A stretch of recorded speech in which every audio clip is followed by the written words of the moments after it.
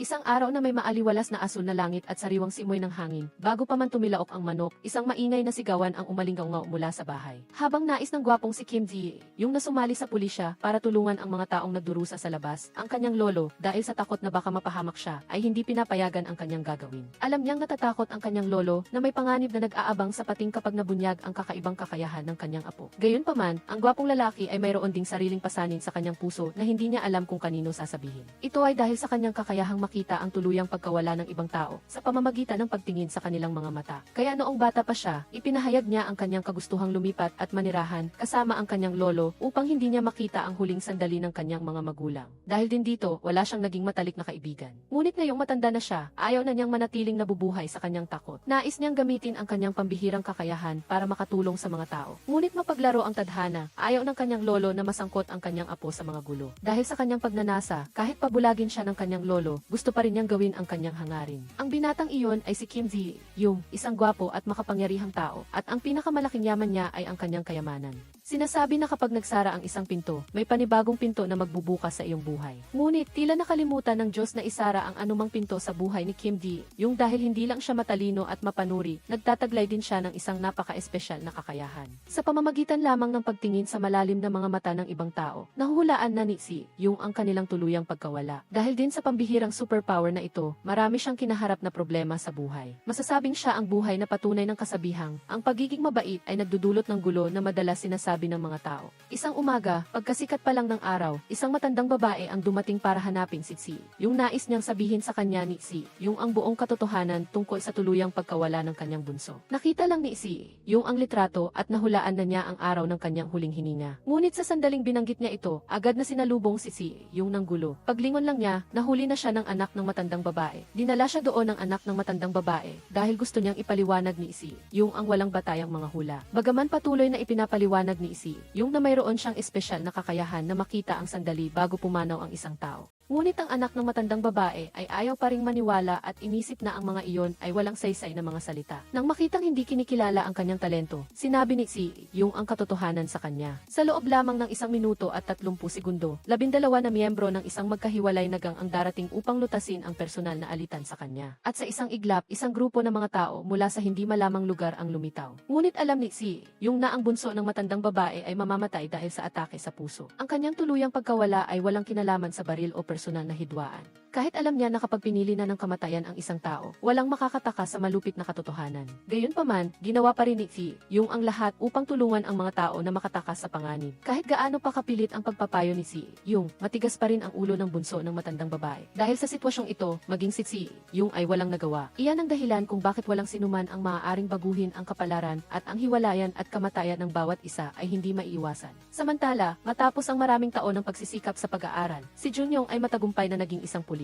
Habang pinapatalas niya ang kanyang mga kakayahan, nakatanggap si Junyong ng emergency alert. Ang mga taong sinusubaybayan niya ay biglang namatay sa isang sabay-sabay na insidente. Ngunit ang matinding sorpresa ay habang ang mga miyembro ng gang ay namatay, si Yung, na walang anumang kasanayan sa pakikipaglaban, ay nakaligtas. Nang tumakbo si Junyong papuntang ospital para alamin ang sitwasyon, kinuha na si Yung ng kanyang lolo at ng kanyang sekretarya. Sa pagtanggap ng nakakagulat na balita, agad na hinabol ni Junyong ang kotse. Sa daan, patuloy siyang tumawag sa kanyang subordinate upang hilingin na harangin ang lagusan sa tunel. Pagkatapos ng walang humpay na pagsisikap, sa wakas ay naharang ni Junyong ang landas ni Yung at ng kanyang lolo bago pa huli ang lahat. Gayunpaman, dahil wala siyang ebidensya at walang dahilan upang arestuhin siya, wala siyang magawa. Ngunit sa sandaling iyon, isang di inaasahang bagay ang nangyari. Natuklasan ni Yung na si Junyong ang tanging tao na hindi niya makita ang tuluyang pagkawala. Tapos na ang lahat, ngunit ang pulis na si Junyong ay nakaramdam pa rin ng kakaiba. Sa gitna ng labanan, ang dalawang gang ay parehong nalipol. Ngunit si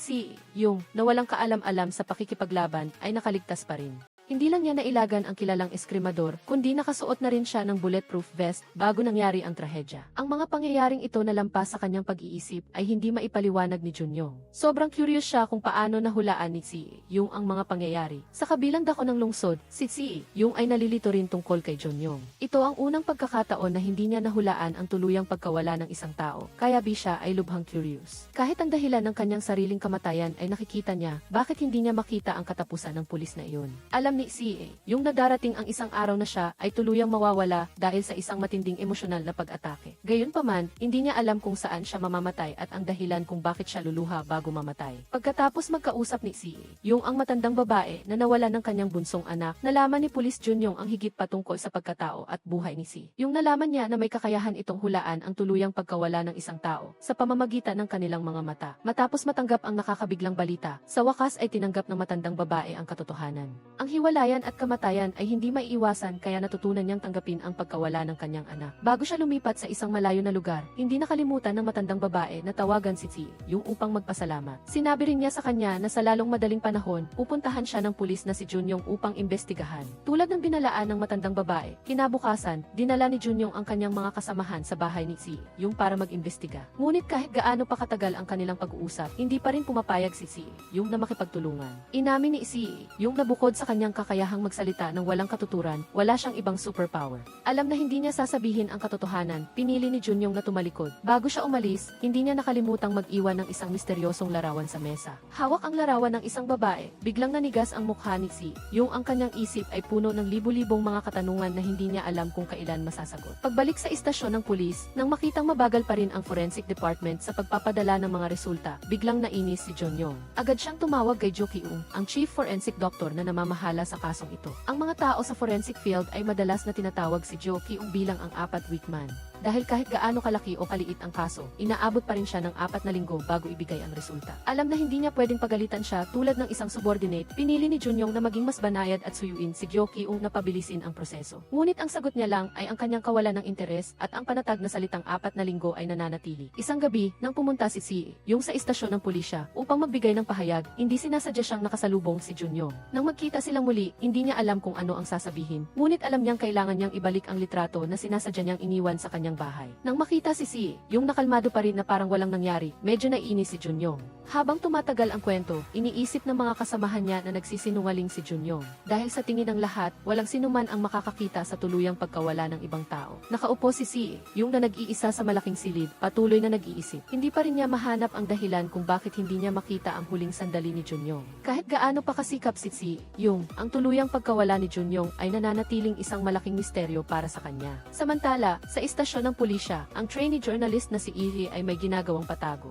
Nakalabas na ang dahilan na inatasan siya ni Team Leader Lee Jun-hee na mangalap ng impormasyon tungkol sa kasalukuyang kaso, kaya siya narito. Gayunpaman, dahil wala pa siyang karanasan, nahuli si Iri sa isang hindi inaasahang sandali. Nakakatuwang coincidence na ang araw na iyon ay eksaktong kaarawan ng asawa ni Team Leader Jun-hee. Para ipagdiwang ang kaarawan ng kanyang ina, bumili ang batang si Mijin ng isang napakagandang cake. Sa daan pabalik sa bahay, nakita ni Mijin ang isang matabang pusa na nakaupo sa tapat ng pinto. At ang pintong iyon ay ang bintana ng silid kung saan si Si yung ay nag-iisip ng malalim. Sa sandaling nagkasalubong ang kanilang mga mata, nakita ni Si yung ang dahilan kung bakit mamamatay si Mijin sa murang edad. Agad na tumakbo si Si yung para habulin ang kawawang bata na puno ng pag-aalala. Ngunit nang makarating siya sa lugar, nawala na si Mijin na parang bula. Sa malamig na lupa ay naiwan ang cellphone at backpack ni Mijin na itinapon ng salarin sa daan. Walang pag-aalinlangan, kinuha ni Si yung ang cellphone at tinawagan ang ina ni Mijin upang iulat ang buong sitwasyon. Hindi alam kung nagkataon lang o sinadya, ngunit ang dumukot kay Mijin ay ang kilalang kriminal na iniimbestigahan ni Team Leader Jun-hee. Kahit na nakikita niya ang sunod-sunod na tawag ng kanyang asawa, pinili ni Team Leader Jun-hee na huwag itong sagutin dahil nasa isang mahalagang pulong siya. Pagkatapos matanggap ang balita, ang asawa ni Team Leader Jun-hee ay parang nasa ibabaw ng nagliliyab na apoy. Dahil hindi niya maabot ang kanyang asawa, nagpasya siyang mag-isa na hanapin ang kanyang anak. Sa isang malayong lugar, ang batang si Mijin ay nakakulong sa isang kahon. Ang mahalaga ay ang kahon na ito ay malalim na inilibing sa lupa, kaya hindi siya makalabas. Pagkatapos hanapin ang kanyang anak ng matagal, ngunit hindi pa rin mahanap, sinisi ng ina ni Mijin si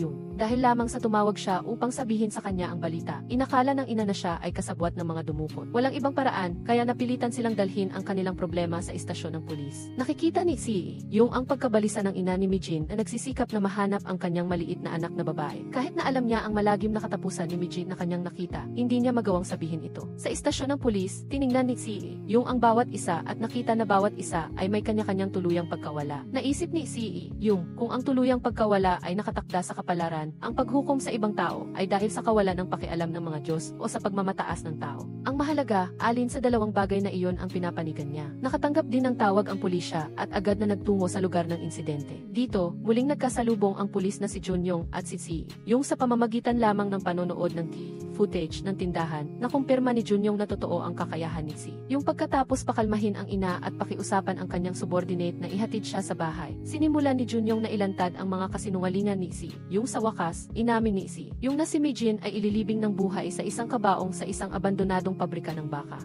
Si Mijin ay mamamatay sa eksaktong 12 ng hating gabi, kaya mayroon pa ang pulisya ng mahigit 2 oras para kumilos. Sa wakas, sinabihan ni Si, yung si Junyong na pumunta at iligtas ang kawawang bata. Pagbalik niya, pinagalitan siya ng kanyang sekretarya at lolo na isang tanga sa pagkuha ng gulo sa kanyang sarili. Dahil ito ay isang murder case, sigurado siyang magiging pangunahing suspect. Sa panig ni Junyong, iniulat niya sa kanyang superior na ang kasong ito ay eksaktong kopya ng modus operandi ng isang mapanganib na kriminal 20 taon na ang nakakaraan. Siyempre, hindi maaaring kumilos ang superior batay sa ilang walang batayang salita. Ngunit si Junyong ay sobrang balisa at determinado. Hindi na mahalaga ang maniwala o hindi kung totoo ang lahat. Ibig sabihin ay nagsimula na ang kahindik-hindik na 20 taong gulang na kaso ng serial killing. Ang baliw na killer noon ay si Jo Pizu na siyang pumatay sa ama ni Junyong. Kaya naman, napakasensitibo niya tuwing binabanggit ang pangalang iyon. Sa sandaling ito, tumawag ang Emergency Rescue Center at nagulat na humihingi ng tulong si Mijin na kasalukuyang nasa loob ng isang kabaong. Agad na dumating ang investigative team at kinumpirma na si Mijin niya ang biktima, ngunit hindi nila matukoy ang kanyang lokasyon. Agad na iniulat ng FEFI intern journalist sa istasyon ng pulisya ang sitwasyon kay team leader John Hee. Sa oras na ito, hindi pa niya alam na ang biktima ay ang kanyang sariling anak. Bilang isang mamamahayag, gusto lang ni John Hee na gumawa ng balita na nakakaakit ng mas maraming manonood. Napansin din ni Police John Hee ang isang hindi gaanong simple na coincidence. Ang biktima ng kasong ito ay ang anak ng mamamahayag na si Lee Jun Hee na nagsulat ng artikulo tungkol sa kanyang ama 20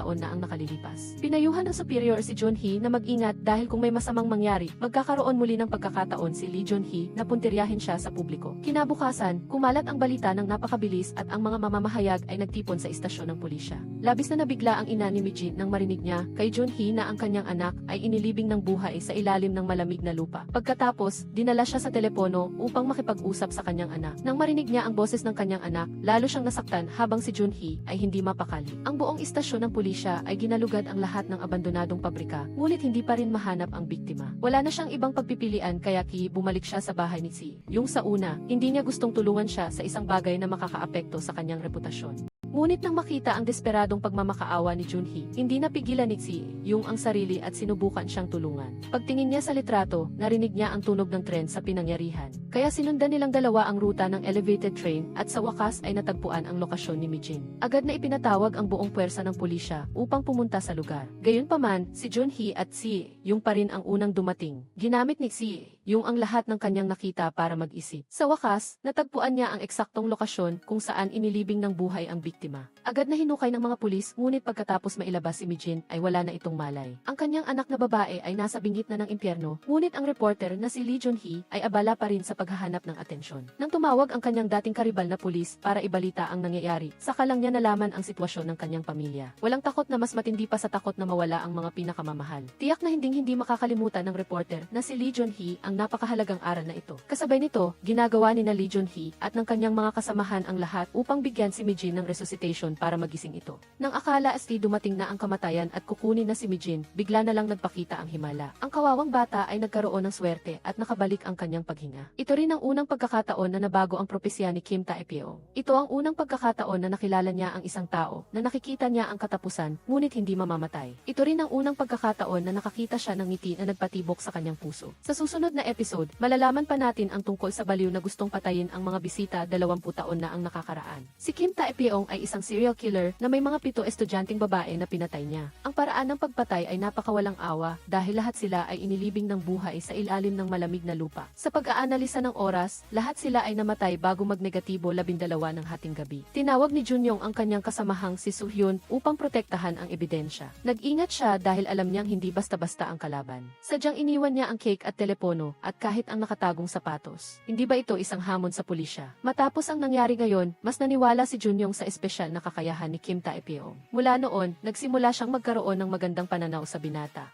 Habang nalilito si Kim Tae-pyong kung bakit naganap ang himala, nagbiro si Junyoung. Baka may espesyal din siyang kakayahan na baguhin ang kapalaran ng iba. Isang biro lang iyon, ngunit seryosong pinag-isipan ni Kim Tae-pyong ang posibilidad na iyon. Samantala, ang reporter na si Junhee ay puno ng kalungkutan at pagkakasala habang nakatayo sa tabi ng kama ng kanyang anak. Taos puso siyang nagpasalamat sa pulis na si Gyo Ki-ung sa pagligtas sa kanyang anak, ngunit sinabi ng pulis na si Gyo Ki-ung na ang dapat niyang pasalamatan ay si Jo Pisu. Ang taong walang awang ginulo ni Junhee para lamang makakuha ng headline 20 taon na ang nakakaraan. Ang isang pangusap na ito ay nagdulot ng matinding pagsisisi kay Junhee sa pag-alaala sa nangyari 20 taon na ang nakakaraan. Noong panahong iyon, naghahanap siya ng balita sa ospital kung saan ang ika-negatibo 7 biktima ay 2 beses na sinaktan. Sa pag-iisip nito, biglang kinabahan si Junhee marahil ay nag-aalala siya na ang kanyang anak ay maging susunod na ika-negatibo 7 biktima. Samantala, pauwi na si Junyoung kasama si Kim Tae-pyong. Dahil sa magandang pakiramdam niya, komportable siyang nakipag-usap nang hindi alam na puno ng pag-ibig ang mga mata ng kanyang kausap. Bago maghiwalay, iminungkahi ni Junyoung na makipagtulungan kay Kim Tae-pyong upang patuloy na maiwasan ang mga malulungkot na pangyayari tulad ng nangyari ngayon. Ito rin ay pagkakataon upang masuri ang tunay na dahilan kung bakit nabago ang propesya tungkol sa kamatayan.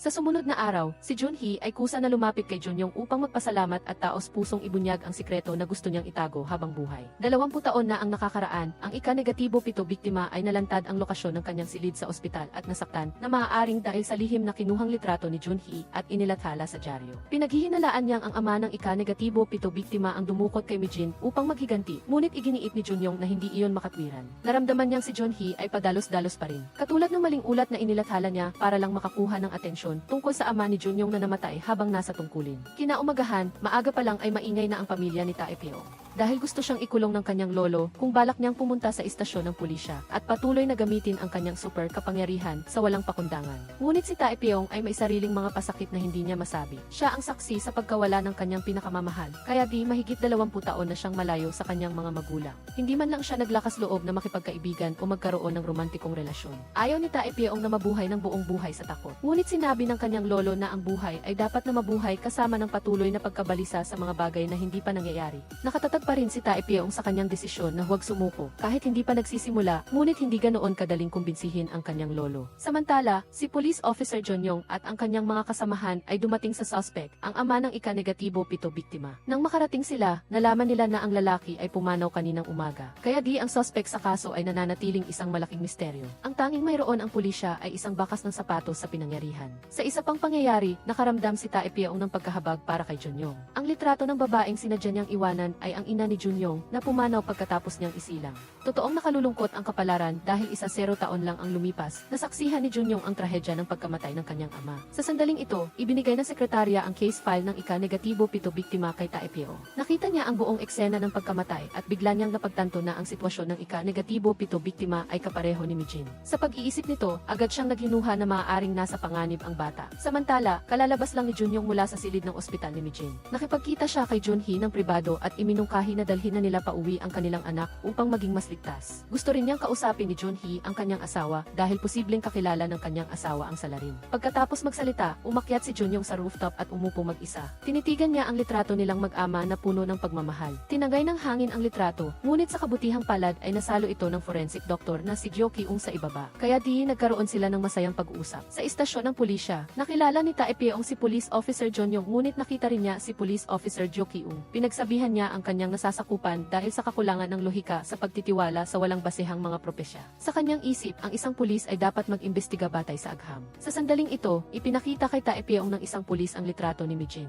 Ang nakita niya ay lalo pang nag-alala sa kanya. Ang salarin na walang awang pumatay kay Mijin ay ang forensic doctor na si Gyo Ki-ung na nakikipag-usap ng masaya kay Junyoung. Bukod pa riyan, malinaw na nakita ni Tae-pyong ang mukha ng salarin. Umamin siya sa pulisya na ang taong iyon ay isang kakilala niya na 10 taon na niyang hindi nakikita. Dahil sa detalyeng ito, naging suspect si Tae-pyong. Pagkatapos, mabilis na tumawag ang pulisya sa ina ni Mijin at nang malaman nilang ligtas ang bata, saka lang nila inusisa si Tae-pyong. 20 taon na ang nakakaraan nang dalhin siya sa isang bahay ampunan. Palaging hinahanap ni Tae-pyong si Gyo Ki-ung dahil naroon siya nang mamatay ang kaibigan niya. Ngunit hindi sapat ang ilang salita lamang bilang ebidensya upang mapanagot ang isang tao, kaya ginagpa siya ang istasyon ng pulisya na imbestigahan si Kim Tae-pyong. Nagkataon na si Junyoung ang direktang pulis na nag-imbestiga sa kanya. Sa lahat ng nakaraang kaso, sa tuwing titingnan lang ni Tae-pyong ang biktima, ay agad niyang malalaman ang sanhi ng kamatayan at ang pamamaraan ng salarin. Sa sandaling ito, nagalit si Kim Tae-pyong kay Junyong dahil naramdaman niyang pinaghihinalaan siya ng lahat ng pulis. Sinumbatan niya si Junyong na ang pagbibigay sa kanya ng litrato ng kanyang ina noon ay hindi dahil sa pagdududa, kundi para tiyakin ang katotohanan. Alam din niyang ang pag-aalala sa kanya ni Junyong ay dahil lang sa kanyang espesyal na kakayahan.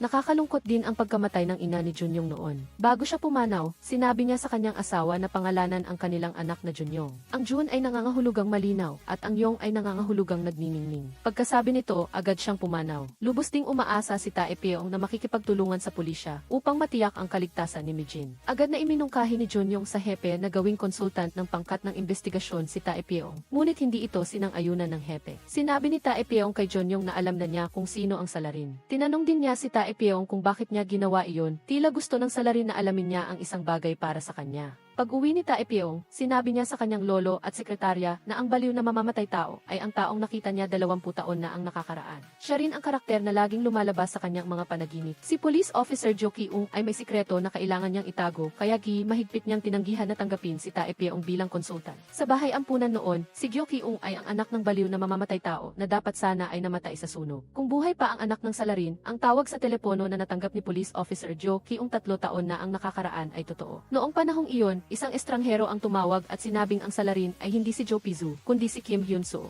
Ngayon, nang pagsama-samahin niya ang lahat ng mga detalyeng iyon, napagtanto ni Police Officer Jo Ki-ung na mali ang nahuli niyang tao noong taong iyon. Higit pa sa takot na ang bagay na ito ay hindi na lang isang sikreto sa pagitan nilang dalawa. Kasabay nito, nakatanggap si Tae-pyong ng isang kakaibang tawag mula sa numero ni Jo Ki-ung. Alam din niya na ginuhit ni Tae-pyong ang kanyang mukha at nagset ng pribadong pagpupulong kay Police Officer Junyong. Naging baliw si Tae-pyong sa pakiramdam na kontrolado siya ng isang walang kwentang tao. Ibinunyag ni Jo Ki-ung na isa lang ang gusto niya, na gamitin ni Tae-pyong ang kanyang kakayahan upang makita ang tunay na katotohanan. Magkikita rin tayo agad, kaya maghintay ka lang. Totoong hindi nababago ang kalikasan ng isang tao. Ang reporter na si Junhee ay patuloy pa rin sa kanyang masamang gawi at sa kabila ng pagiging biktima ng kanyang anak, nagpumilit pa rin siyang gumawa ng kontrobersyal na balita para makakuha ng atensyon. Ang balita ay kumalat sa buong pahayagan na nagdulot ng pag-aalala kay Police Officer Jo Ki-ung. Kung sakaling mali ang kanyang nahuli na salarin, malalagay sa panganib ang kanyang karera. Samantala, nakatanggap si Junyong ng ulat na ang lahat ng ebidensya sa pinangyarihan ay tumugma sa baliw na mamamatay tao na si Jo Pizu. Ang araw na dinukot si Mijin ay siya ring araw na dinala ang baliw na mamamatay tao para sa paggamot sa lung cancer. Sumama si Tae-pyong sa pulisya patungo sa kulungan upang kumpirmahin ito, ngunit ang lugar ay napuno ng mga nagpoprotesta.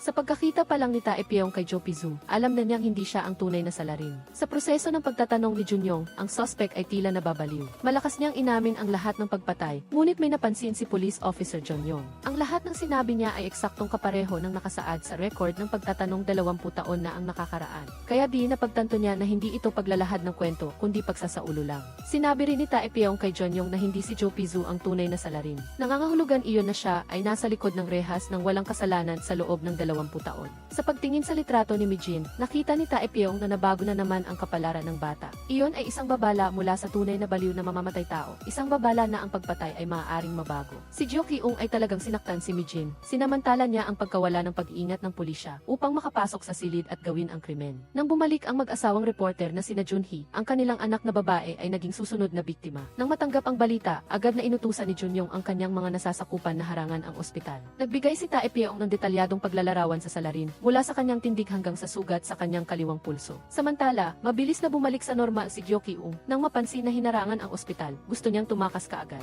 Ngunit ang isang baliw na mamamatay tao na may ganoong pag-iisip ay hindi magiging tanga upang subukang lumabas sa sensitibong oras na ito. Bumalik siya sa kanyang opisina upang magbasa ng libro at nagkunwari siyang nagulat nang marinig na ang serial killer ay nasa loob ng ospital. Pagkatapos, pumunta si Jo Ki-ung sa pinangyarihan at tinignan ang malungkot na sitwasyon ng pamilya ng biktima. Sa sandaling ito, nakatanggap siya ng isang kahina-hinalang tawag sa telepono mula kay Police Officer Junyong. Sa sandaling makita niya ang taong iyon, naalaala ni Kim Tae-pyong ang lahat ng alaala na nalimutan niya sa loob ng 20 taon. Wala nang matuklasan niya na kaya niyang makita ang kamatayan ng iba, lumapit siya sa kanyang lolo. Malinaw na babalik siya sa lupa dahil sa kanyang ginawang kamangmangan at alam niya iyon. Ang tunay na dahilan kung bakit mayroon silang ganitong kakayahan ay ang tanong na nais sagutin ni Tae-pyong mula pa noong bata siya. Sa pagtingin sa litrato sa mesa, alam ni Tae-pyong na ang babaeng pinakamamahal ng kanyang lolo ay namatay sa isang aksidente. Mas nakakalungkot pa na iyon din ang araw na nagpropose siya sa babae. Tiyak na hindi maglalaho ang masayang sandaling iyon, tanging ang mapanuksong kapalaran lang ang mahilig magpahirap sa tao. Pagkatapos noon, nakaranas sila ng isang aksidente na kumitil sa buhay ng kanyang ina. ina. Bagamat di ayaw ng kanyang lolo na mangyari iyon, wala siyang magawa upang mabago ang kapalaran noon. Si Jo Pizu ay naging isang baliw na mamamatay tao dahil sa kawalan ng pasensya ni Police Officer Jo Ki-ung. Nang marinig niya na may bakas ang taong ito sa pinangyarihan, agad niyang inutusan ang kanyang mga tauhan na hanapin siya. Walang sapat na ebidensya, ngunit padalos-dalos siyang kumilos. Si Jo Pizu ay patuloy na nag-aangkin na siya ay inosente, ngunit walang nakinig sa kanya. Sa kanyang pagtakas, nanlaban siya at sa kasamaang palad ay naitulak niya si Police Officer Jun Hee, ang ama ni Junyong, at ito ay nahulog sa hagdan at namatay.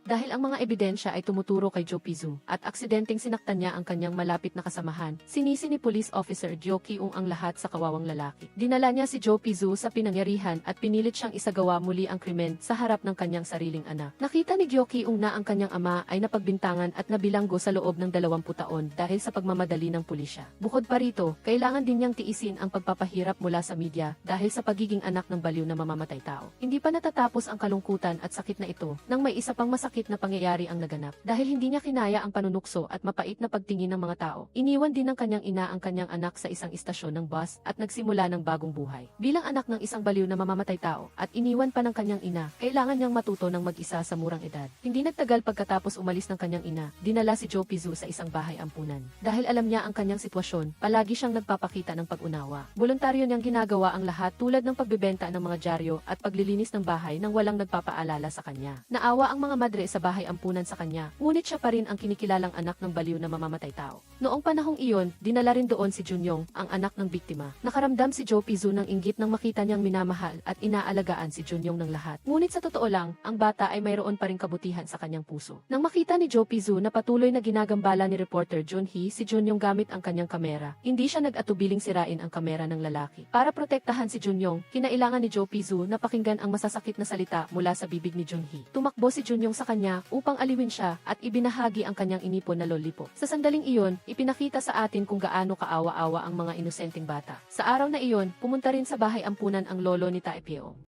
Nasa harap ng simbahan, nagtaka siya kung ang mundo ba ay napakasama o ang Diyos ay napakahigpit. Bakit niya binigyan ang isang bata ng ganoong nakakatakot na kakayahan? Ang tadhana ng 3 batang may espesyal na kapalaran ay hindi niya alam kung paano iiwasan. Noong araw na iyon, nang magkita sila, sinabi ni Taepyeong kay Jo Ki-ung ang kanyang hinaharap na kamatayan. Ito ang nagdala ng kapahamakan at nagpabago sa isang mabait na bata upang maging demonyo. Sa sandaling ito, naunawaan ni Taepyeong na nagsimula na ang mapait na tadhana na ito. Kinumpirma ni Junyong ang sugat sa kaliwang pulso ni Jo Ki-ung at agad siyang inaresto. Sa sandaling iyon, ngumiti si Jo Ki-ung kay Taepyeong nang may paghamon. Sa pansamantalang pagkawala ng kontrol ni CEE, nagalit siya sa kanyang kalaban. Kahit pagkatapos niyang kumalma, hindi pa rin siya makatakas sa kanyang mga alalahanin. Posible bang mamamatay si Junyong dahil sa kanya, kaya hindi niya makita ang kanyang walang hanggang pag-alis. Sa oras na ito, gustong kausapin ng pribado ng pulis na si Nam si CEE. Ngunit hindi pa rin siya sigurado tungkol sa kanyang espesyal na kakayahan. Dahil dito, labis na napagod si CEE bago siya umalis, sinabi niya sa pulis na si Nam ang isang mahalagang pahiwatig na may nakadikit na strawberry syrup ng salarin sa daliri ng biktima. Sana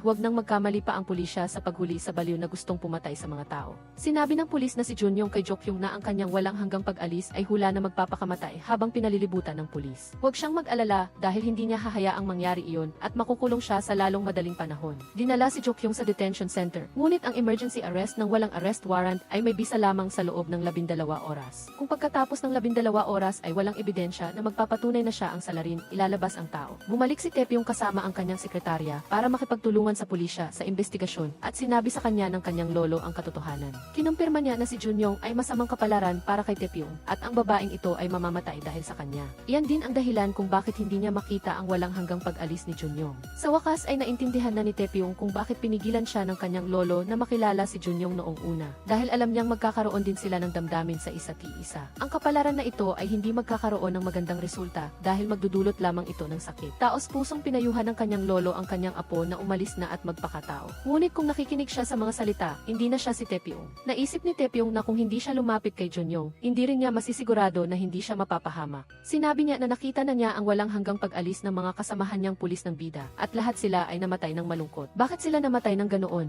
Anong kinalaman nito kay Junyong? Talagang gusto niyang malaman. Bukod pa rito, nang pinagmamasdan niya ang ekspresyon ng mukha ng baliw na gustong patayin ang mga tao, habang ginagawa niya iyon kay Mijin, nakita rin ni Taepyeong ang pag-aatubili sa kanya. Baka ang gusto niya ay hindi kinakailangang patayin ang iba. Kaya, umaasa siyang maaari niyang subukang kumbinsihin ang kalaban. Sinusubukan ng pulisya ang kanilang makakaya, ngunit wala pa ring makitang anumang positibong ebidensya upang mapanagot si Jo Ki-ung. Naalala ni Junyong na si Jo Ki-ung ay tila may kaugnayan sa kaibigan niyang lalaki na nakilala niya noon sa Hope Orphanage. Pagkatapos niyang hanapin ang artikulo na mailitrato ng kaibigan niyang lalaki, sa wakas ay naintindihan ni Junyong na iisa lang sila. Nalaman din ni Taepyeong ang tungkol dito, na si Jo Ki-ung at ang kaibigan niyang lalaki na nakilala niya noon sa orphanage ay isang tao. Siya ay anak ng bilanggo na si Jo Piju, ngunit ngayon ay iba na ang kanyang pagkatao. Lubos na nalito ang pulis na si Nam tungkol sa kung ano ang gagawin. Nagsimula ang pagtatanong sa suspect at tinanong ni Junyong si Jo Ki-ung kung kilala niya ang kaibigan niyang lalaki noon sa orphanage. Ang brutal na pinatay na estudyanteng si Mijin ay nagkataong anak ng mamamahayag na dating nanira sa buhay ng kaibigan niyang lalaki. Sa pagitan ng pagtatanong, lihim na pinalitan ng pulis na si Nam ang baso ni Jo Ki-ung para sa acid test. Ngunit ang pinalitan na baso ay hindi nakataka sa masusing tingin ng kalaban. Sa oras na ito, tumawag ang laboratorio para ibigay ang resulta ng FA sa daliri ng biktima na nagpapatunay na ito ay kay Jo Piju. Lubhang walang kabuluhan ito dahil lang pinatay si Mijin. Ang baliw na pumatay sa mga tao ay nakikipag-usap pa rin ng personal kay Junyong sa loob ng kulungan. Dahil sa kakulangan ng ebidensya, kinailangan ng pulisya na pakawalan si Jo Ki-ung.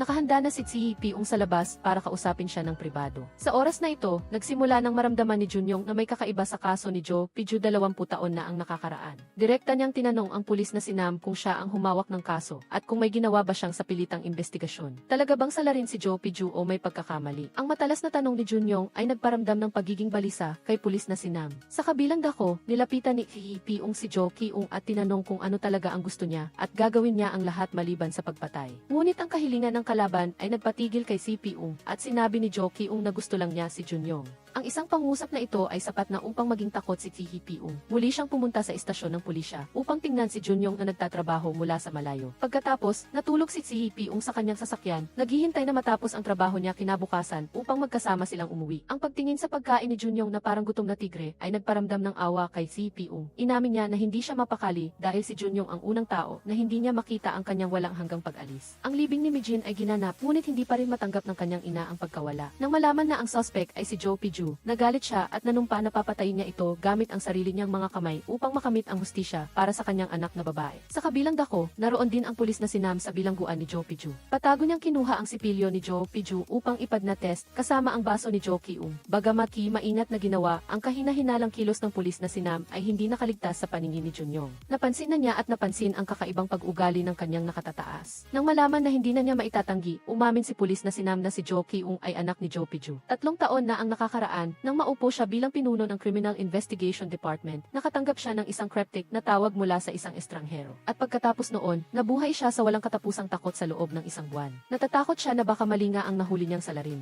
Ngunit sa simula pa lang ng kanyang posisyon, ang kanyang ambisyon ay hindi niya gustong mamatay, kaya ginawa ng pulis na si Nam ang EK test result. Sa kabilang dako, mas gustong manatili ni yung sa istasyon ng pulisya kaysa sa bahay. Siya mismo ang naghanda ng pagkain para sa mga kasamahan ni Junyong. Habang naghihintay siyang bumalik, nakatanggap si yung ng mensahe mula sa kanyang sekretarya. Doon niya lang nalaman na si Junyong ay nasa parehong orphanage din kasama si Jo Ki-ung noon. Nag-aalala siya na baka maalala niya ang malungkot na nakaraan kapag nalaman niya ang katotohanan, kaya agad siyang nagmaneho patungo kay Junyong. Nang malaman ni Junyong ang katotohanan na mali ang nahuli nilang salarin, hindi niya maiwasang makaramdam ng pagkakasala sa pagtingin kay ESC. Sino ang mag-aakala na siya ay biktima ng maling paratang at nakulong sa loob ng 20 taon? Nang makita niya si si Jo ay biglang sinaksak ng ina ni Mijin gamit ang isang kutsilyo. Sa susunod na episode, iniulat ng pambansang media na ang bilanggo na si Jo ay namatay sa ospital pagkatapos nasaktan ng pamilya ng biktima. Walang magawa si Junyong, kaya sinabi niya sa pulis na si Nam na aminin agad ang katotohanan. Dahil sa pagpapahayag ng katotohanan na si Jo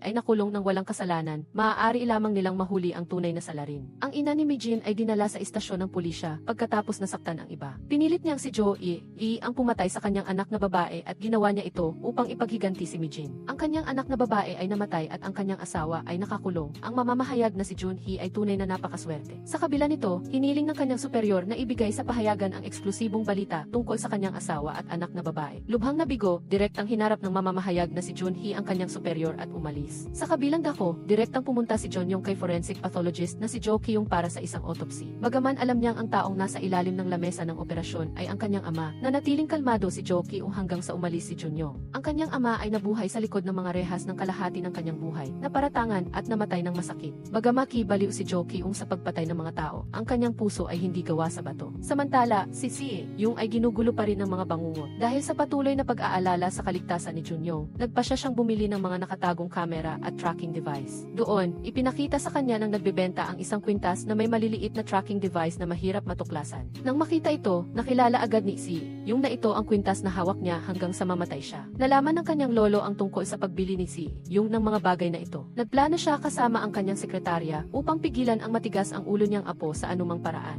Uminom si Si-yung ng tubig na may pampatulog na nilagay ng kanyang lolo at sekretarya. Ang kanyang lolo ay nag-aalala na maaaring mamatay siya dahil kay Junyoung at gusto niyang pigilan siya. Hindi matanggap ni Junyoung na nahuli niya ang maling tao at namatay ang isang walang kasalanan. Sa ospital, humingi si Si-yung ng paumanhin sa kanyang lolo at sinabing haharapin niya ang lahat. Hindi na siya atras. Tumugon si Jo Ki-ung sa paghingi ng tawad ng pulis na si Nam sa paggawa ng isang matinding pagkakamali sa kanyang ama. Si Si-yung ay pumunta sa ospital upang samahan si Junyoung. Habang naglalakad sa labas, may isang matandang lalaki na dahan-dahang naglalakad at sa sandaling iyon, hindi siya makagalaw. Nang lumabas si Jo Ki-ung, nagmamadali si Si-yung na pumasok sa bahay upang mag-install ng mga karagdagang kamera at mga listening device sa loob. Nang matuklasan niya ang isang pinto sa ilalim ng sahig, bumalik si Jo Ki-ung. Lumalabas na pumunta ang pulis na si Nam doon upang kausapin siya. Sa loob, kailangang ayusin ni Si-yung ang lahat ng maayos at magtago sa ilalim ng hagdan. Pagkapasok sa bahay, lumuhod ang pulis na si Nam at taos-pusong humingi ng tawad kay Jo Ki-ung dahil ang kanyang pagkakamali noong nakaraan ay sumira sa buhay ng isang inosente at kaawa-awang tao. Tinanggap ito ni Jo Ki-ung ngunit gusto pa rin niyang malaman ang dahilan kung bakit biglang umamin ang pulis na si Nam.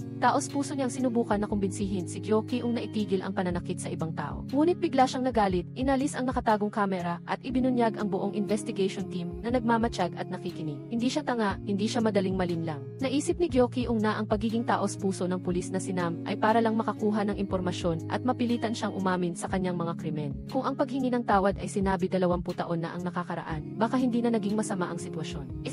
Yung na naghihintay ng tamang pagkakataon, sinubukan na lumabas ng tahimik nang hindi napapansin ni Jo Ki-ung. Pagkatapos, sinundo niya si Junyoung at dinala sa lugar na laging niyang binabalikan kapag pagod siya. Ibinigay ni Si-yung ang kwintas na may tracking device sa taong gusto niya. Ang ilang matatamis na salita ay sapat na upang pakiligin si Junyoung sa buong gabi. Kinaumagahan, ito ang araw ng paghatid sa huling hantungan ng labi ni Mijin. Ang ina ng bata ay pinayagan na dumalo sa huling pamamaalam sa kanyang anak. Sa oras na ito, sinabi ng mamamahayag na si Junhee sa kanyang asawa ang katotohanan na si Jo Piju ay hindi talaga ang salarin. Dinala siya sa pinangyarihan ng krimen at muling ipinakita ang krimen sa harap ng lahat ng mamamahayag at pulis. Pinakiusapan ni Si-yung ang lahat at nais niyang itigil ang lahat ng sama ng loob at pagkakamali kay Jo Ki-ung. Hindi pa rin niya binigyan ng pansin si Si-yung. Kaya nagpasya siyang pumasok sa bahay upang malaman ang katotohanan sa basement sa ilalim ng sahig. Doon, nakilala ni Si-yung si Kim Hee-on, ang tunay na salarin sa kaso 20 taon na ang nakalilipas. Sinabi niya kay Si-yung na kung makatakas siya sa lugar na iyon, makikipagtulungan siya sa pulisya upang magbigay ng ebidensya laban kay Jo Ki-ung. Nagmamadali si Si-yung na lumabas upang kumuha ng lockpicking device. Ngunit nakita niya si Junhee at Jo Ki-ung sa labas. Nagmamadaling pumasok si Si-yung sa bahay at naglagay ng listening device upang malaman ang sitwasyon. Pagkapasok sa bahay, agad na hinawakan ni Jo Ki-ung ang kwelyo ni Junhee at walang galang na sinuri kung may surveillance camera.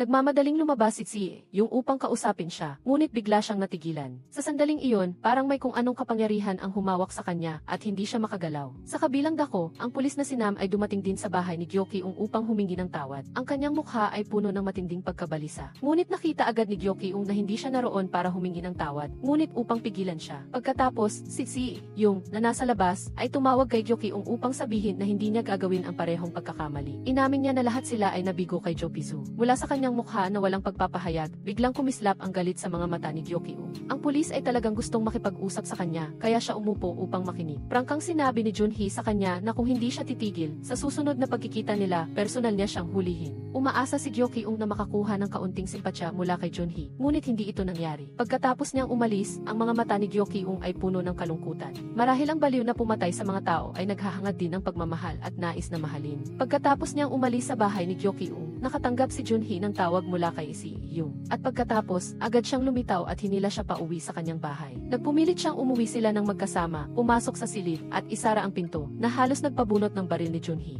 Dahil lang gusto ni Si, yung nalutuan siya ng masarap na hapunan. Nang naghahanda siya ng pagkain, dinala ng kanyang sekretarya ang isang kamiseta. Bilang isang mahusay na pulis, agad na napansin ni Junhee ang problema. Hindi niya alam na napunit ang butones ng kanyang kamiseta sa bahay ni Jo Ki-ung. Ngunit alam ito ni Si, yung at naghanda siya ng bago. Ipinakita nito na nag-install siya ng nakatagong kamera upang subaybayan si Jo Ki-ung. Nagalit si Junhee dahil mag-isa lang si Yung. Ito ay trabaho ng pulis at ang kanyang sariling pag-arte ay naglagay sa kanya sa isang mahirap na sitwasyon. Umalis si Junhee pagkatapos niyang hilingin kay Si, yung naipadala sa kanya ang lahat ng mga footage at itigil agad ang lihim na pagsubaybay. Gumamit siya ng footage sa bahay ni Jo Ki-ung upang humiling ng pahintulot na kumilos. Nang gabing iyon, sinuri ni Junhee kasama ang kanyang mga kasamahan ang basement ng bahay ni Jo Ki-ung. Sinuri ng buong investigation team ang bawat sulok ng bahay ni Jo Ki-ung, ngunit wala pa ring makitang anumang kahina-hinalang pahiwatig. Tinawagan ni Junhee si Yung, ngunit hindi rin niya maipaliwanag kung bakit wala na si Kim Hee-on-soo sa basement. Samantala, determinado pa rin si Yung na kumilos upang ibunyag si Jo Ki-ung. Naintindihan ng kanyang lolo ang matigas ang ulo niyang apo na hindi mapipigilan kapag nagdesisyon na siya. Kaya, pinakiusapan niya ang kanyang sekretarya na mag-ayos ng isang pribadong pagpupulong kay Junhee. Kung hindi niya makumbinsi ang kanyang apo, kukumbinsihin niya ang kanyang minamahal. Ang lolo ay prangkang nagpahayag ng kanyang pananaw kay Junhee na mamamatay siya dahil kay Yung. Kaya sinubukan ni Yung na baguhin ang sitwasyon kahit na kailangan niyang harapin ang panganib. Tungkol naman kay Yung, sinundan niya ang tracking device papunta sa isang floating house sa ilog. Hindi niya alam na sinadya itong ilagay ng kalaban. Lumalabas na nalaman ni Yung na may nakatagong kamera sa bahay at alam niya na natuklasan ng kalaban na kinulong niya si Kim Hyeon-soo. Kung maglalakas loob kang pukawin ako, ipapakita ko sa iyo kung ano ang pagsisisi. Galit si Yung, ngunit wala siyang magawa. Pumunta siya sa bahay ni Yung, ngunit nakakita lamang siya ng isang mapanuksong mensahe. Sa ngayon, si Yung ay nag-aalala lamang kay Junhee. Natatakot siya na mapahamak ang kalaban, ngunit hindi niya inaasahan na ang target ni Yung ay ang kanyang sariling lolo. Ang pag-ibig ay talagang nakakabulag at patuloy na hinanap ni Yung si Junhee. Nang makita niyang ligtas siya, hindi niya napigilan ang kanyang sarili na yumakap sa babaeng nasa kanyang mga braso. Sa susunod na episode, nagpanggap si Jo Ki-ung bilang isang electrician at matagumpay na nakapasok sa bahay ni Yung, ngunit mabilis din siyang natuklasan.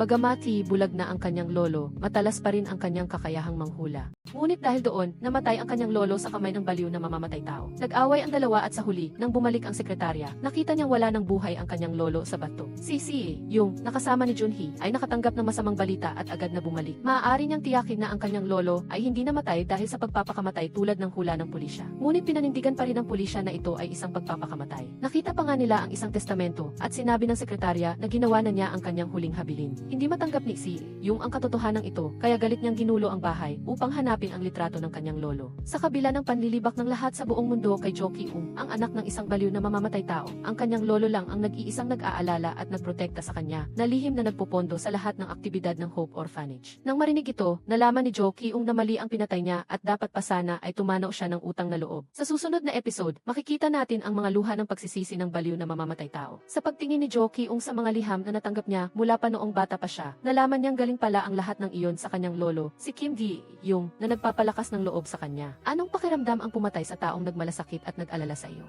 Sa walang hanggang kalungkutan ng mga naiwan, isinagawa ang libing. Ginawa ni Yung ang gusto ng kanyang lolo nang ibigay ang score. Nang dalhin ang patay sa libingan, si Jo Ki-ung ay nakatingin mula sa malayo at naroon din ang reporter na si Junhee. Nang makatanggap siya ng tawag para mag-ulat tungkol sa sitwasyon ng nakatataas na opisyal, at nalaman niyang ang bata noong nakaraan ay anak ng baliw na mamamatay tao, na dati niyang isinumpa at na ang suspect sa pagpatay sa kanyang anak na babae ay iisang tao. Nahuli si Jo Ki-ung ni Junhee. Mukhang gusto mo pa rin ang palihim na paniniktik, tama. Matapos turukan si Junhee ng pampakalma, dinala siya ni Jo Ki-ung sa silong at ikinulong sa isang hawla kasama si Kim Hyun-soo. Ang tunay na salarin ay ang pumatay sa 7 babaeng estudyante 20 taon na ang nakakaraan. Sa kabilang banda, si Kim Hee-yung ay bahagyang nakakabawi mula sa pagpanaw ng kanyang lolo. Ngayon, gusto na lang niyang makita ang isang larawan ng kanyang lolo upang malaman ang katotohanan sa likod ng pagpanaw nito. Habang itinatago niya ang wheelchair, natuklasan niya ang larawan ng isang babae sa kwarto. Sa tulong ng kanyang sekretarya, nakita ni Kim Hee-yung ang pamilya ng babae na nasa larawan na laging hawak ng kanyang lolo. Ngunit ang taong ito ay laging naghihinanakit dahil ang mga taong nakakita sa pagpanaw, tulad ng kanyang lolo at ni Kim Ji-young, ang dahilan ng pagkawala ng kanilang mahal sa buhay. Kaya, diretsahan nilang tinanggihan na tulungan si Kim Ji-young na alamin ang katotohanan. Bago umalis, sinabihan ni Kim Ji-young ang taong ito na mag-ingat sa pagtawid sa kalsada. Dahil sa paalala na ito, ang taong ito ay nakaligtas mula sa kapahamakan. Si Junyoung naman, naniniwala siyang hindi nagpakamatay ang lolo ni Kim Ji-young kaya nagpadala siya ng mga tao para muling suriin. Sa pagkakataong ito, mabilis siyang nag-isip na ang salarin ay nagpanggap na elektrisyan at pinutol ang lahat ng kuryente at mga kamera sa bahay. Sigurado siya na nagkaroon ng kaguluhan doon. Ang lolo na hindi nakakakita at hindi makalakad ay tinulak ng salarin papunta sa banyo kung saan ginawang eksena ng pagpapakamatay. Sinubukan ni Junyoung na tanggalin ang umaagos na gripo sa ibaba para tingnan kung may bakas ng strawberry syrup pero wala.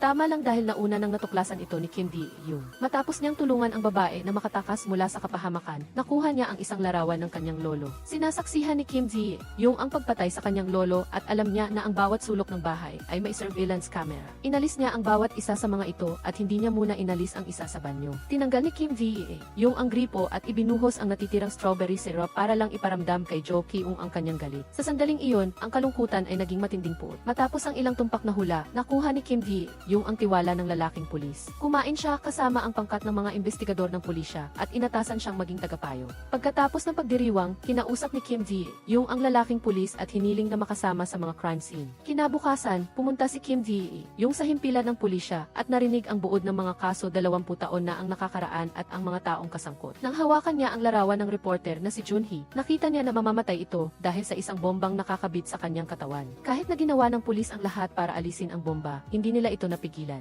Sumabog ang bomba at lahat ay namatay, maging ang lalaking pulis na nasa crime scene ay nadamay. Hindi lang maintindihan ni Kim Ji-young kung bakit ang buong team ay nandoon, maliban lang kay Junyoung. Dahil sa biglaang pagpanaw, tumakbo siya palabas upang kalmahin ang sarili. Sumunod si Junyoung at sinubukan nilang kontakin si Junhee, ngunit hindi nila ito maabot. Sa sandaling ito, si Junhee ay nakakulong kasama si Kim Hyun-soo na isang baliw. Ikinuwento ni Kim Hyun-soo ang buong katotohanan noong mga nakaraang taon, kung paano niya sinisi si Kim Ji-young at kung paano niya pinatay ang mga biktima. Maging ang pagkamatay ni Mi-jin ay sinulsulan niya kay Jo Ki-ung. Nang marinig ito, nagalit si Junhee. Nagalit sa puntong hindi niya na makontrol ang kanyang hininga at sinubukang patayin si Kim Hyun-soo. Nakita ni Jo Ki-ung ang eksenang ito at lubos siyang nalugod dahil ang paghihirap ng kanyang kalaban ang gusto niyang makita. Napakabait ni Jo Ki-ung at kinuha pa ang kutsilyo para kay Junhee. Sumang-ayon ang lalaking pulis na magsagawa ng eksklusibong panayam upang ipaalam sa publiko ang kanyang pagkakamali 20 taon na ang nakakaraan. Ang tunay na salarin noong panahong iyon ay hindi si Jo Pizu at ang nangungunang suspect ngayon ay ang forensic doctor na si Jo Ki-ung. Ang impormasyong ito ay agad na nagdulot ng matinding pag-aalala sa publiko sa mahabang panahon. Dahil sa kanyang hindi malinis na record at ang katotohanan na siya ay naaresto na at ngayon ay isa ng suspect sa isang kaso ng pagpatay, si Jo Ki-ung ay tinanggal sa trabaho. Nang makita siya ni Kim Ji-young sa elevator, hindi niya nakalimutan na babalaan siya na ito ay simula pa lang.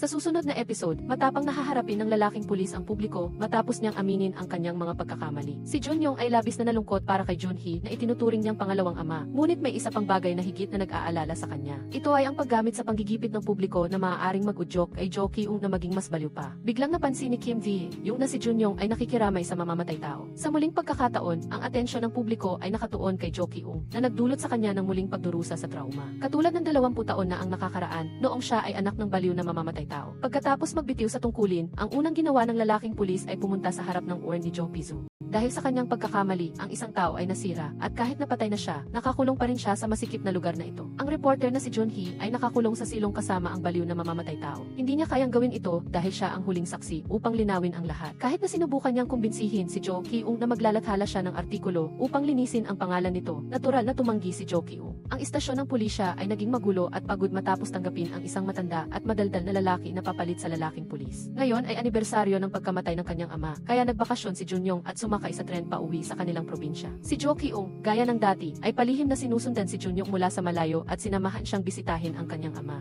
Sa totoo lang, lagi siyang nagpapasalamat sa pagdating ni Junyoung, na gaya ng dati, ay gamot na nagpapagaan ng kanyang sugatan na puso. Nang makita niya si Kim Ji-young napapalapit, nagpakita si Jo Ki-ung ng malungkot na itsura at umalis. Ito ang unang pagkakataon na sinamahan ni Junyoung ang ibang tao upang bisitahin ang libingan ng kanyang ama. Nang gabing iyon, nag-inuman silang dalawa at nag-usap. Sa unang pagkakataon, nagpakita si Junyoung ng kahinaan sa harap ni Kim Ji-young na nagtulak sa kanya na halikan siya. Ang halik ay parehong nagbigay ng ginhawa at nagmarka ng isang bagong yugto sa kanilang relasyon. Matapos ihatid si Junyoung sa kanyang bahay, sinalubong ni Kim Ji-young si Jo Ki-ung sa pintuan. Nangako si Jo Ki-ung na ang hindi niya makuha ay hindi rin kailanman makukuha ni Kim Ji-young. Sa totoo lang, napansin na ni Kim Ji-young ang damdamin ni Jo Ki-ung para kay Junyoung. Pero bukod sa pag-aalala, hindi niya rin gusto ang sitwasyong ito. Sa istasyon ng pulisya, dumating ang kasamahan ni Junyoung para iulat ang pagkawala nito sa loob ng ilang araw. Habang nagkakagulo, nakatanggap si Junyoung ng tawag mula kay Jo Ki-ung na nagsabi na papunta na siya sa istasyon ng pulisya para sumuko. Ang balitang ito ay agad na naging mainit na balita sa buong bansa. Hiniling ni Jo Ki-ung na makipag-ugnayan lamang siya ng direkta kay Kim Ji-young. Hayagan niyang inamin ang lahat ng kanyang mga krimen at nagdala pa ng AFP na naglalaman ng video bilang ebidensya ng kanyang krimen. Ang lahat ng ito ay para lamang baguhin ang kanyang huling hantungan. Tinanggap ni Jo Ki-ung ang pagsuko ayon sa kagustuhan ng kalaban upang mabago ang kanyang kamatayan. Binago rin niya ang malagim na kapalaran na siya ang papatay kay Junyoung. Sa susunod na episode, ang istasyon ng pulisya ay magiging abala na parang maliit na pamilihan. Dapat sana ay nakahinga na ang lahat ng maluwag matapos mahuli ang tunay na salarin, ngunit hindi. Sinabi ni Kim Ji-young ang katotohanan na lahat sila ay mamamatay sa parehong araw dahil sa bomba. Hindi niya rin maintindihan kung bakit hindi pa rin nabago ang kanilang kamatayan kahit na sumuko na si Jo Ki-ung. Nang makipag-usap siya ng pribado kay Junyoung, hindi nagtago ng anumang impormasyon si Kim Ji-young. Bago namatay si Jo Ki-ung, nag-iwan siya ng huling-hiling na patayin si Junyoung na nagdulot ng takot kay Kim Ji-young. Sumumpa siya na papatayin niya si Jo Ki-ung bago pa man ito makapatay ng mas marami pang inosenteng tao. Higit sa lahat, kasama sa mga inosenteng taong ito si Junyoung. Sa pagkakataong ito, sinisiyasat ng pulisya ang bahay ni Jo Ki-ung para maghanap ng ebidensya. Sa proseso ng investigasyon, nakita nila ang isang kahon na naglalaman ng mga buhok. Naalala ng lalaking pulis ang tawag sa telepono 3 taon na ang nakakaraan na binanggit din niya ang kahon na naglalaman ng buhok ng mga biktima. Hindi mahanap ng pulisya ang taong nakakulong at tumanggi si Jo Ki-ung na magbigay ng anumang impormasyon. Sasabihin lang niya ito kung sasabihin ni Kim Ji-young kung paano nagbago ang kanyang kamatayan. Kinumbinsi ni Junyoung si Jo Ki-ung sa loob ng ilang oras. Siya ay malumanay at tapat sa kanyang kaibigan noong nakaraan na sa kabila ng pagiging nasaktan ay nanatiling mainit ang puso at pinoprotektahan siya. Gusto niyang bumalik si Jo Ki-ung sa pagiging mainit at mabait na tao noon. Mukhang naantig si Jo Ki-ung sa mga salitang ito. Hindi siya nag-aalala sa iniisip ng ibang tao. Sapat na sa kanya na si Junyoung lang ang nakakaintindi sa kanya. Hindi niya kailanman binalak na patayin siya gaya ng sinabi ni Kim Ji-young. Kung meron man, tiyak na si Kim Ji-young ang nagtulak sa kanya na maging ganoon. Kinabukasan, sa wakas ay nakumbinsi ni Junyoung si Jo Ki-ung na sabihin ang lugar kung saan niya tinago ang reporter na si Junhee at si Kim Hyun-soo. Mayroon siyang isang kondisyon, kailangang sumama si Kim Ji-young at hindi ipapaalam ang tungkol dito sa media. Pagdating sa lugar, isang pulis ang nagboluntaryo na manatili at palitan si Junyoung sa pagbabantay kay Jo Ki-ung upang hanapin ng buong grupo ang biktima. Ginawa niya ito nang hindi nalalaman na mayroon ng nakahandang kutsilyo si Jo Ki-ung. Si Junhee ay nakatakas mula sa tali at sinabi niya na ibibigay niya ang baliw na mamamatay tao sa pulis. Natagpuan ni Junyoung si Junhee na walang malay at narinig niyang nakatakas si Jo Ki-ung at dinala pa nito si Kim Ji-young. Bukod pa rito, tumawag din ang sekretarya kay Junyoung at sinabing may natagpuan siyang hindi natapos na huling habilin na sinulat ni Kim Ji-young sa bahay. Marahil ay binalak niyang isakripisyo ang kanyang buhay upang lumaban. Pagdating ni Junyoung, huli na ang lahat. Tiningnan siya ni Kim Ji-young at pumatak ang mga luha ng pagsisisi. Bagaman di ayaw niyang mangyari ito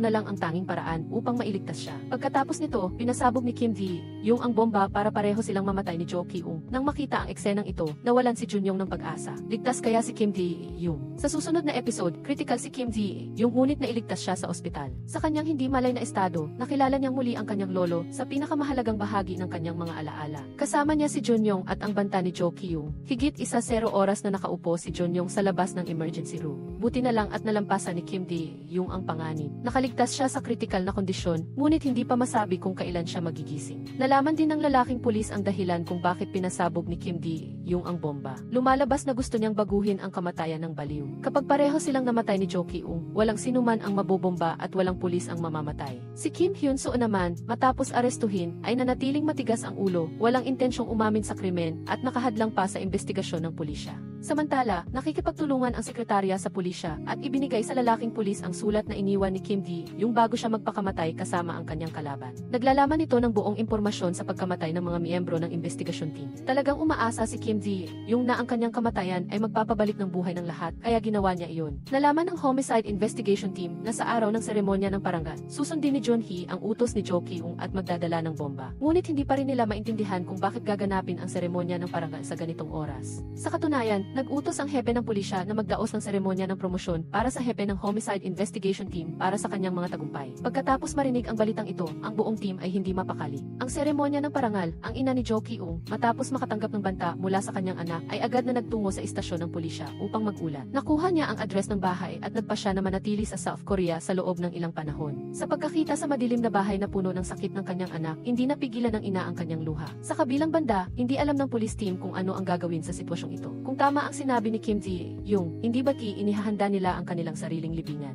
Ang trainee reporter ay nakatanggap ng tawag mula sa isang taong gustong magbigay ng impormasyon tungkol sa pagsabog ng kotse na may kaugnayan sa tunay na salarin. Agad na pumayag ang batang reporter na makipagkita nang hindi alam na si Jo Ki-ung pala ang tumawag. Samantala, sa istasyon ng pulisya, pinag-uusapan ng homicide team kung paano pananatilihin si Junhee doon hanggang matapos ang seremonya ng parangal. Sa huli, pansamantalang pinatulog si Junhee sa police lounge. Si Jo Ki-ung ay nagpadala ng mensahe sa batang reporter na gagamitin niya ang mismong bomba na binalak ni Kim Ji-young na gamitin sa kanya para patayin ang lahat. Pagkatapos ng trabaho, nakita ni Junyoung si Kim Ji-young na nasa labas, naghihintay sa kanya matapos itong mapalaya. Hindi siya napigilan at niyakap niya si Kim Ji-young mula sa likod. Pagdating sa bahay, hiniling pa niyang matulog kasama ito.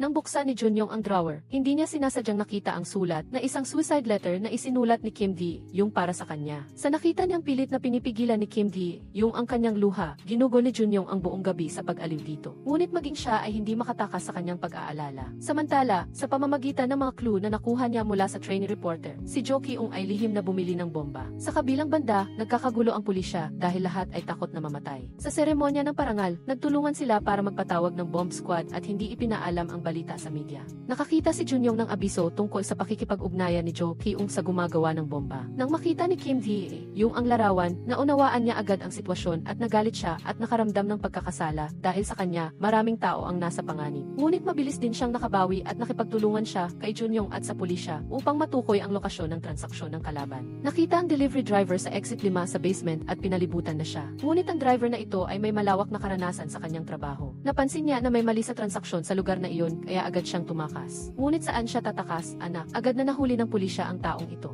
Gayunpaman, wala na ang pisikal na ebidensya dahil naunahan na sila ni Jo Ki-ung. May oras pa siya para tawagan si Kim Ji-young at hamunin ito. Sinabi ni Jo Ki-ung na sa puntong ito, wala nang paraan para iligtas ang sitwasyon at lahat sila ay mamamatay. Pagkatapos magsalita, nagmaneho siya palayo sa harap ng pulisya na parang wala siyang kasalanan. Sa kabilang banda, si reporter Junhee, dahil sa inip sa police lounge, ay lumabas sandali. Nagulat siya nang makita ang kanyang trainee reporter na umiiyak habang kinukulong ang kanilang mga kamay. Pagkatapos noon, lahat ay namutla nang malaman nila kung ano ang nangyayari. Hindi lang 2 bomba, kundi nawawala na rin si reporter Junhee. Wala nang ibang paraan kundi kumbinsihin ang delivery driver na siyang gumawa ng bomba. Sa huli, nagsabi rin siya ng totoo na kapag nagawa na ang bomba, halos imposibleng tanggalin ito at maaari pa itong i-activate ng remote. Isang paraan lang ang mayroon ipasok ang code para ma-deactivate ang bomba. Ngunit sasabihin ba ito sa kanila ni Jo Ki-ung? Kinagabihan, hindi makatulog si Kim Ji-young sa sobrang pag-aalala, kaya pinatahan siyang muli ni Lee Junhee. Sumandal siya sa balikat nito at sinabing magiging maayos din ang lahat. Bigla namang tumawag si Jo Ki-ung kay Lee Junhee, kaya nagkunwari siyang may tumawag na kakilala para makausap ito ng pribado sa isang silid. Gusto niyang makipagkita kay Lee Junhee para kumpirmahin ang isang bagay. Pumayag naman si Lee Junhee, ngunit hindi pa rin siya mapakali at palihim na pinapahanap sa kanyang tauhan ang lokasyon ng tawag. Kinabukasan, pumunta siya sa tagpuan, pero hindi nagpakita si Jo Ki-ung at tumawag na lang kay Lee Junhee. Hanggang ngayon, hindi pa rin niya maintindihan kung bakit niya gustong patayin si Lee Junhee, ayon sa sinabi ni Kim Ji-young. Sa puntong ito, dumating si Kim Ji-young sa himpilan ng pulisya pero wala pa rin si Lee Junhee doon. Nang marinig niyang nakipagkita ang kanyang kasamahan sa isang tao, napansin niyang may kakaiba. Lihim na naisip ni Kim Ji-young na nakikipagkita si Lee Junhee kay Jo Ki-ung nang mag-isa. Walang sabi-sabi, dali-dali siyang pumunta sa kinaroroonan nito gamit ang jeep. Samantala, abala si Lee Junhee sa paghikayat kay Jo Ki-ung na itigil na ang kanyang ginagawa at taos puso niyang inako ang pagkakamali nilang mag-ama. Noon, nagkamali ang kanyang ama na naging dahilan ng sitwasyong ito. Sandaling pinakalma ng paghingi ng tawad ni Lee Junhee ang demonyo kay Jo Ki-ung. Ngunit sa sandaling iyon, dumating si Kim Ji-young at niyakap si Lee Junhee sa harapan mismo ni Jo Ki-ung.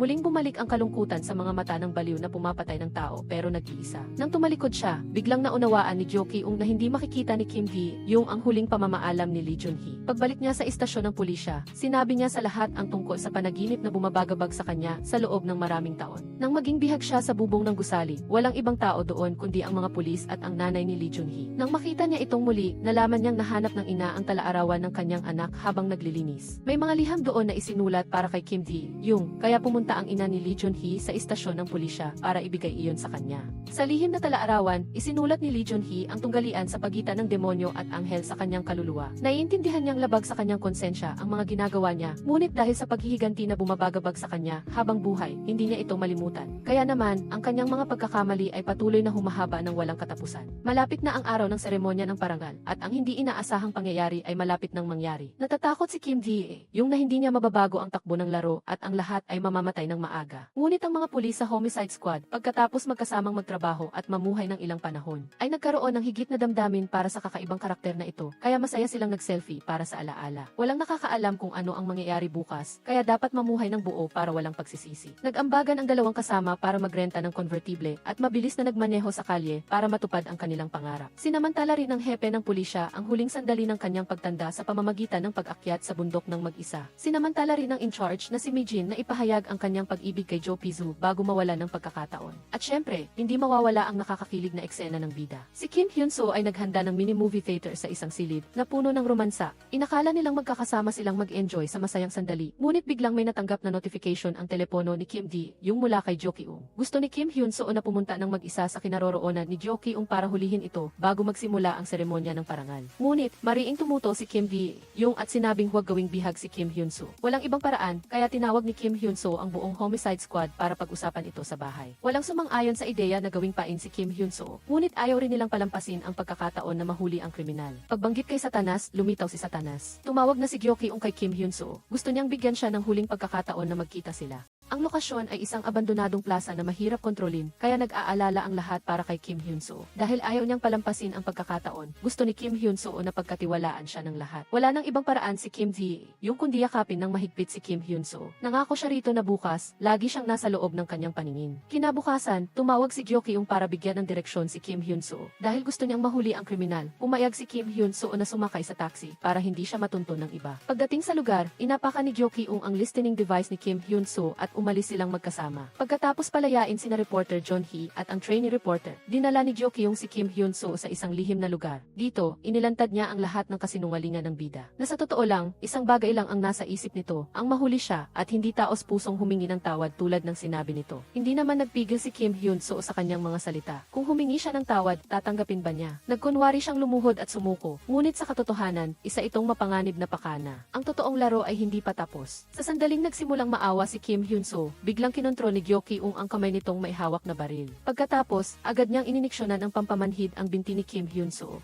Bago tuluyang mawalan ng malay si Kim Hyun-soo, narinig niya ang malupit na salita ni Gyo Ki-ung. Isusuko niya ang kanyang kalaban. Titingnan niya kung alin ang pipiliin ni Kim Ji, yung ang buhay ni Kim Hyun-soo o ang buhay ng iba. Sa pamamagitan ng screen na nakikita ng Homicide Squad, nalaman nila na ang trainee reporter na may suot na bomba at kamera ay nasa istasyon ng pulisya. Para kay Kim Ji, yung halos mabaliw na siya dahil hindi niya mahanap ang kanyang mahal. Nang tumakbo siya palabas, isang kakaibang sasakyan ang parang hindi sinasadyang dumaan. Natukoy niya na si Gyo Ki-ung ang nagmamaneho ng sasakyan na iyon, kaya tumawag siya sa pulisya at sinundan ito. Habang nagmamaneho, sinusubaybayan ni Gyo Ki-ung ang kamera sa istasyon ng pulisya. Nalaman din ng mga ito na may bomba ang reporter, kaya nagpadala sila ng bomb disposal team para palihim na alisin iyon. Nalaman din ni Gyo Ki-ung na sinusundan siya ni Kim Ji-yung. Pagkatapos ng habulan, nalaman din ni Kim Ji-yung ang destinasyon ni Gyo Ki-ung. Iyon ang gusaling may bubong kung saan magpapakamatay ito, gaya ng nakita niya sa kanyang hula tungkol sa huling pamamaalam ni Lee Jun-hee. Pagbukas ng trunk ng sasakyan, nakita niya ang kwintas na siya mismo ang nagbigay kay Kim Hyun-soo. Sa huli, nasa kamay pa rin niya ang kwintas na ito. Lubos na kinabahan si Kim Ji-yung, baka mamamatay si Kim Hyun-soo dahil sa akin, tulad ng hula.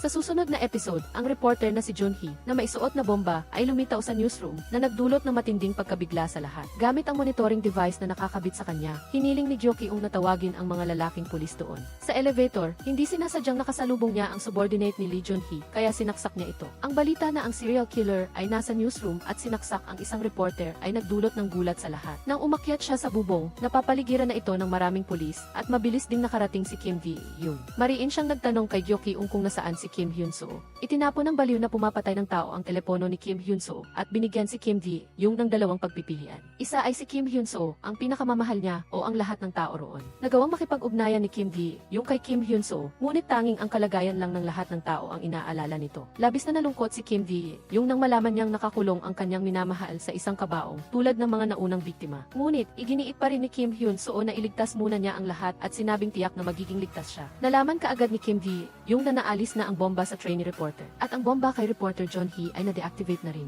Kaya mariin niyang sinabi kay Jo Ki-ung na ang pinili niya ay ang kaligtasan ni Kim Hyun-soo. Matapos ang oras, ligtas at maayos pa rin ang lahat doon at nang pindutin niya ang activation button, walang sumabog na bomba. Dahil hindi niya nakamit ang kanyang layunin, labis na nagalit si Jo Ki-ung. Tila natapos na ang lahat. Kinuha ni Jo Ki-ung ang kanyang baril, umakyat sa plataporma at nagpa siyang wakasan na ang kanyang buhay. Ngunit may nakalimutan siyang isang bagay na matagal nang nakita ni Kim Ji, yung ang kanyang huling pamamaalam. Lumundag si Kim Ji, yung kasama ang kanyang kalaban at syempre, handa na ang mga pulis sa ibaba kaya nahuli nila si Jo Ki-ung. Ngunit hanggang gabi, hindi pa rin nila mahanap ang lokasyon ni Kim Hyun-soo. Nawala ng pasensya si Kim Ji, yung at nagalit kay Jo Ki-ung. Ngunit iginiit pa rin itong pahirapan siya. Gusto niyang maranasan ni Kim Ji, yung ang pakiramdam ng mawalan ng mahal sa buhay. Sa huli, umiiyak na nakiusap ang kaawa-awang si Kim Ji, yung sa kanyang kalaban. Humihingi siya ng tawad at alam na niya ang lahat mula pa sa simula. Ang unang biktima ni Jo Ki-ung ay ang kanyang kaibigan sa orphanage. Dahil sa pagkamatay ng kaibigan, nabuhay si Jo Ki-ung sa paghihirap at gabi-gabi ay kailangan siyang uminom ng sleeping pills. Naunawaan niya ang paghihirap na dinanas nito sa madilim na yugto ng kanyang buhay. Taos pusong ayaw ni Kim Ji,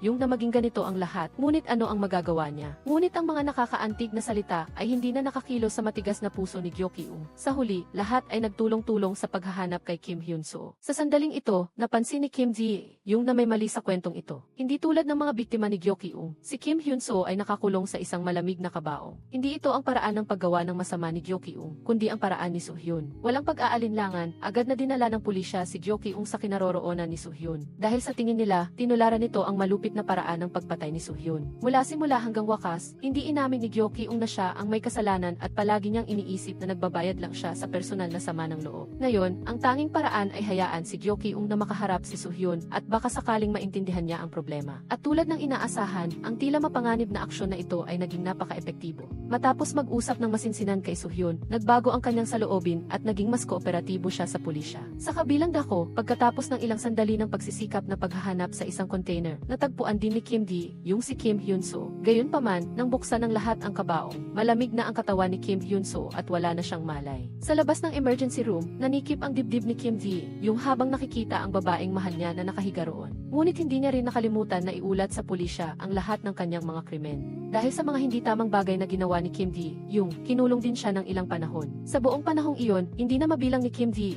yung kung ilang beses siyang humarap sa korte. Sa ilang mga pagdinig, siya ang akusado, ngunit sa iba, siya ay dumalo bilang isang buhay na testigo. Maraming oras na ang lumipas, ngunit nakahiga pa rin si Kim Hyun-soo tulad ng Sleeping Beauty. Araw-araw, habang nasa likod ng rehas, bukod sa pagbibilang ng mga langgam, masipag din si Kim Ji yung na-i-record ang kanyang mga iniisip. Kapag nagising si Kim Hyun-soo mula sa kanyang koma, siguradong ipaparinig niya ang mga recording na ito sa kanya. Gayunpaman, kahit na napakabagal ng paghihintay ni Kim Ji, yung wala siyang natatanggap na tugon. Mabilis na lumipas ang oras na parang bisikleta na walang preno. Parang kailan lang nang dalhin si Kim Ji, yung sa silid sa likod ng rehas, pero 4 na taon na ang nakalipas. Nang lumabas si Kim Ji, yung ang sekretarya lang niya ang sumalubong sa kanya. Sa wakas, pagkatapos ng maraming taon ng paghihirap, nagbukas ang pinto ng pag-asa para sa kanya. Marahil ay naawa ang Diyos nang marinig niya ang taos pusong pagmamakaawa ni Kim Ji-hyun. Pagkatapos ng mahabang paggamot, sa wakas ay nagising din si Kim Hyun-soo mula sa kanyang koma. Nang matanggap ang balita, agad na tumakbo si Kim Ji, yung para kumpirmahin ang katotohanan. Hindi rin niya nakalimutang magpasalamat kay Kim Hyun-soo dahil hindi siya nito iniwan ng mag-isa sa mundo. Dahil sa sobrang tuwa, gusto ni Kim Ji, yung naipaalam ang mahalagang balitang ito kay Lee Jun-hee. Gusto niyang gamitin ang pagkakataong makita muli si Kim Hyun-soo para kumbinsihin si Lee Jun-hee na talikuran ang balak niyang pagpapakamatay. Dahil sa matagal na pagkakahiga ni Kim Hyun-soo na parang Sleeping Beauty, nagkaroon ng pinsala ang mga kalamnan nito. Marahil ay kakailanganin niya ng mahabang panahon ng physical therapy para makabalik sa normal na paglalakad. Kung nagawa ni Kim Hyun-soo na tanggihan ang pagpunta kasama ang mga masasamang tao para maibalik ang kanyang buhay, ang simpleng ehersisyo na ito ay walang silbi para sa kanya.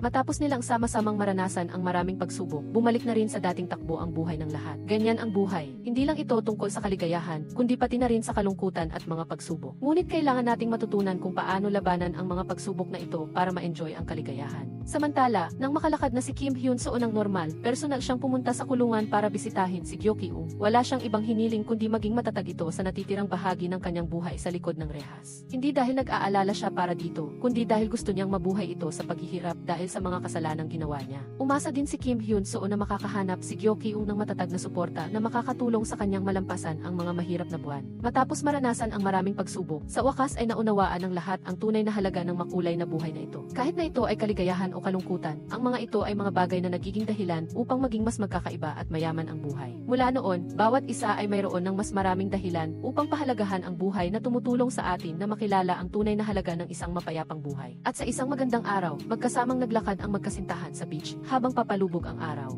Dito, ibinigay ni Kim Ji, yung kay Kim Hyun-soo ang kwintas na orihinal na pag-aari nito. Nakalipas na ang bagyo at ngayon, magiging payapa na ang kanilang buhay na parang umaagos na tubig at dumadaloy na ulap. Sa huli, ang mga nawala sa kanilang dalawa sa mga nakaraang buwan ay nabawi na. Hanggang gabi magkasama sila, magiging puno ng kulay rosas ang buhay na ito. Sana, lahat tayo ay magkaroon ng tahanan kung saan matatagpuan natin ang kapayapaan sa likod ng pinto. Isang lugar na hindi kailangang magarbong palasyo, ngunit mayroong isang mainit na balikat na masasandalan. Okay, dito nagtatapos ang pelikula. Mag-subscribe kayo sa aming channel sa loob ng 3 segundo para suportahan kami. Salamat sa panonood sa aming channel. Hanggang sa muli sa susunod na pelikula.